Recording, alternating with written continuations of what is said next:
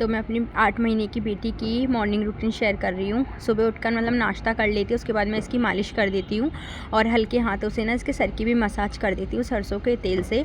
और जिस दिन नहाती है ना उस दिन ही सरसों के तेल से इसके सर की मसाज करती हूँ और उसके बाद मालिश करने के बाद ना एकदम नहलाती नहीं हूँ, थोड़ी देर ये खेलती है उसके बाद ही नहलाती हूँ।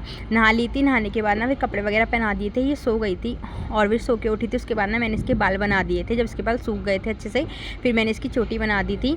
और चोटी बनवाने ना बहुत ज़्यादा नखरे करती है। उसके बाद मैं इसके खाने के लिए कुछ बना रही थी तो रोने लगी थी, फिर मैंने इसको गोदी ले लिया था। तो मैंने इसके लिए ना आज ओट्स की खीर बनाई है और इसको ना काफ़ी अच्छी लगी, ने खा ली थी। फिर शाम को मैं अपना मंदिर साफ़ कर रही थी तो वहीं पे इसको अपने पास मैंने बैठा लिया था। तो खेलती खेलती ऐसे ही लेट जाती है, मतलब लुढ़क जाती है, ठीक से बैठ नहीं पाती।